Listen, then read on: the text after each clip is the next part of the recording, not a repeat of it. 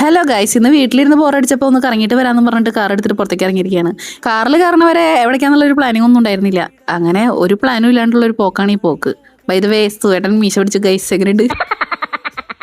അങ്ങനെ ചർച്ചിച്ച് എന്റെ സ്വന്തം നാട്ടിലെത്തി, ചൊവ്വനൂര്. അതെ ഗൈസ്, ചൊവ്വനൂരാണ് ഞാൻ ജനിച്ചു വളർന്നത്. ചൊവ്വനൂരിന്റെ അഭിമാനമാണ് നമ്മുടെ സ്വന്തം കലശമല. കലശമല എന്ന് പറയുന്നേക്കാൾ എനിക്ക് ഇഷ്ടം നരിമട കുന്ന് എന്ന് പറയാനാണ്. ഇതാണ് ഗൈസ് ആ നരിമട. ആ എൻട്രിയുടെ അവിടെ നിന്ന് ഇവിടം വരെ എത്താൻ വേണ്ടിയിട്ട് അത്യാവശ്യം ദൂരം നടക്കണം. ഈ ഒരു വ്യൂ കാണാൻ വേണ്ടിയിട്ടാണ് ഗൈസ് ഇത്രയും ദൂരം നടന്നിങ്ങോട്ട് വന്നത്.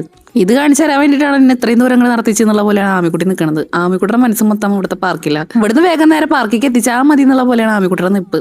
പിന്നെ ഞങ്ങൾ അവിടെ നിന്ന് അതിന്റെ ടോപ്പിലേക്ക് പോയി. അവിടെ വേറൊരു വഴിയും കൂടി ഇതിന്റെ ഉള്ളിലേക്ക് കടക്കാൻ വേണ്ടിയിട്ട്. അവിടെ ചെന്നപ്പോൾ സുവേട്ടൻ അതിന്റെ ഉള്ളിലേക്ക് ഇറങ്ങിയിട്ട് സുഭാഷേ എന്ന് വിളിച്ച് പോകുന്നുണ്ടായിരുന്നു. ഞാൻ പറഞ്ഞു സുഭാഷിനെ വിളിച്ചിട്ട് കാര്യമില്ല, വല്ല അണലിനെയും മൂർക്കനെയും വിളിച്ചെങ്കിൽ അവർ വേണമെങ്കിൽ കയറി വരുന്നു. അണലിയുടെയും മൂർക്കൻ്റെയും കാര്യം പറഞ്ഞപ്പോൾ സുവേട്ടൻ വേഗം തിരിച്ച് മുകളിലേക്ക് കയറി. എന്തോ അവരെ വലിയ ഇഷ്ടമില്ല അത്രേ. പിന്നെ അതാ ഞങ്ങൾ അതിന്റെ മുകളിലേക്ക് എത്തി. എന്താ അവിടുത്തെ വ്യൂ വെച്ചിട്ടാ, അടിപൊളിയാണ്. ബദ്രിക്കുട്ടിനെ അവിടെ ഇരുത്തി 2-4 ഫോട്ടോസൊക്കെ എടുത്തു.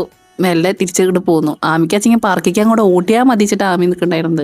അങ്ങനെ പാർക്കിക്ക് എത്തി. ആമിക്കുട്ടി കുറച്ചു നേരം പാർക്കിൽ കളിച്ചു. ഞങ്ങൾ കുറച്ച് നാട്ടുവർത്താനൊക്കെ പറഞ്ഞിട്ട് അവിടെ ഇരുന്നു. ഞങ്ങൾക്ക് പിന്നെ പ്രത്യേകിച്ച് എന്താ പണി, ഞങ്ങൾക്ക് കളികളൊന്നും അവിടെ ഇല്ലല്ലോ.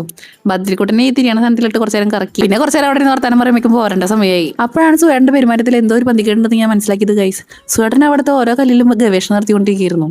അങ്ങനെ കൈ കിട്ടിയ കല്ലുകളൊക്കെ എടുത്തിട്ട് സുവേട്ടൻ പറയും ഇതിനൊക്കെ എന്തൊക്കെയോ പ്രത്യേകതകളുണ്ട്, ഇതൊക്കെ കൊടുത്താൽ ചിലപ്പോൾ നല്ല പൈസ കിട്ടുന്നു. അങ്ങനെ കിട്ടിയ കല്ലൊക്കെ അവിടെ നിന്ന് പറക്കിയെടുത്തിട്ട് ഞങ്ങൾ നേരെ വീട്ടിലേക്ക് പോകുന്നു ഗൈസ്. ഇനി എങ്ങാനും ആ കല്ലിന് വല്ല പ്രത്യേകതകളും ഉണ്ടാവുമോ? അപ്പൊ അത്രയ്ക്കുള്ള ഗൈസ്. അപ്പോൾ ഓക്കെ, ബൈ.